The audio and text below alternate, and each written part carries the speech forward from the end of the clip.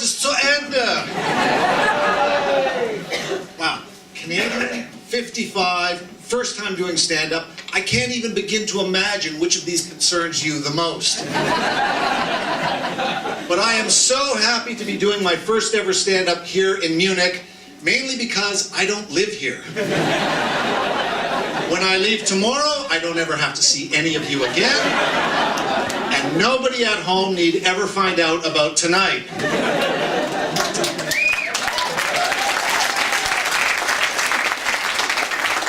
2017 is a very big year for me personally.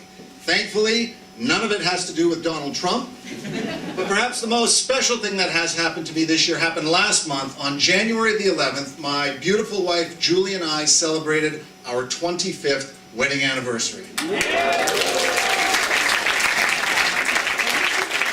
How many people here have been married for at least 25 years? Yeah, that many. One in the back, shiny sheep visa. I feel you, yes. Some of the younger people are thinking, what, 25 years? What?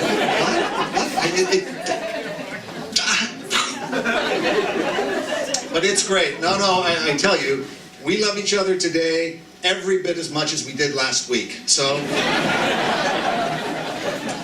as Mel said, we're from Canada, but we now live in Geneva. Who here has been to Geneva? Yes, that's about as much enthusiasm as you'll find in Geneva tonight. Geneva, consistently voted the most exciting city in the world, if every other city were wiped out in a nuclear holocaust. But what we lack in excitement, we make up for in expense. Because boy, let me tell you, Geneva is an expensive city. If you go out for an evening on the town like you've all done tonight, the very next day, you're working on a spreadsheet making sure you can pay next month's rent. But, you know, the reason Geneva is expensive is because there are many wealthy people who live there.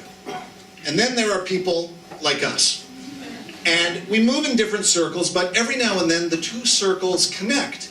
And it can be a little bit awkward. A few years ago, I was at a party and I was speaking with a woman. And at one point she turned to me and she said, "Oh, a photo of our summer home in Provence, France was recently featured in National Geographic magazine."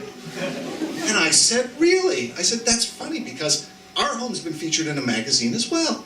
And she said, "Oh, which one?" And I said, "IKEA magazine."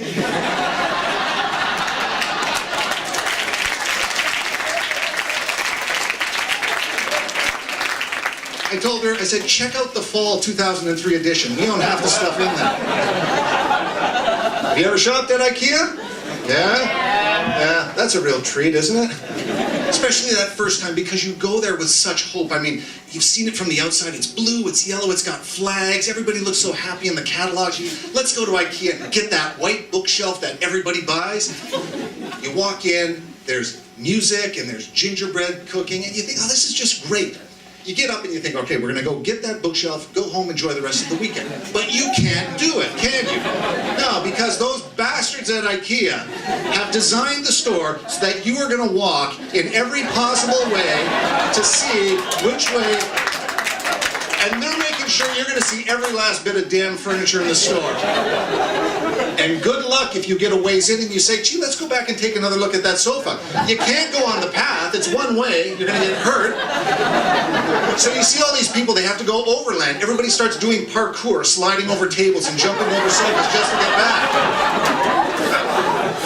And if you get off the track, and and it's busy time, trying to get back on, it's like trying to merge on the Autobahn from a standstill. It's like people keep going.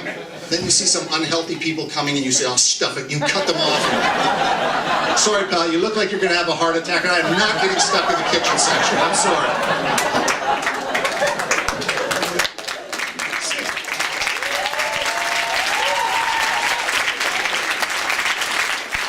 60 minutes later, you're still walking, you'd have no idea where you are, you're now starving, and what happens then? Those bastards at IKEA, they have planted a restaurant there so you can get some nourishment. So you think, fine, I need a rest anyway. So you go there, and basically your choices are 8 meatballs, 12 meatballs, or 20 meatballs. And your decision is based by asking yourself one very simple question. How much indigestion am I willing to put up with later? you get your lunch, you finally, you make your way downstairs, you see the sign, it says exit. You think, finally, thank God. So we go, but it's not over yet. Because there are these metallic doors and they open with this hiss. You step out, and then the doors shut behind you. You can't go back. And you're in this cavernous room. It's 3 stories high. Metal shelves up to the ceiling stacked with stuff. Flickering fluorescent lights. Halls that go so far down they end in blackness. I mean, you're expecting Sigourney Weaver and an alien to jump out any time. You're thinking, where the hell are we? Because this is where you have to actually pick up all the stuff you've been writing down. So they give you this trolley, but of course, it's not a little shopping cart like we drive every day at the Lidl. No, it's this long limousine of a shopping cart. You know, I'm not qualified to drive this. Nobody's qualified to drive this. People are crashing into each other. It's absolute chaos. You finally make your way. You find your bookshelf, right? And then, whatever it is you bought, I don't care. A bookshelf, a bed, a table, a refrigerator. Those bastards at IKEA have figured out a way to smash it all into a giant rectangle that's this thick and weighs a ton. And it's stacked on a shelf. You start pulling and you look up. Now you're in fear for your life that it's all going to come crashing down on you. It's like playing Jenga in hell. You pull it out. You get it on the shopping cart.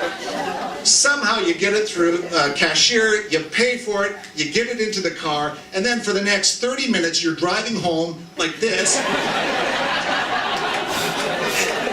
And you have to bring somebody because he says, honey, I want to change lanes. Can I change lanes? Your wife said, I think so. Yeah, go.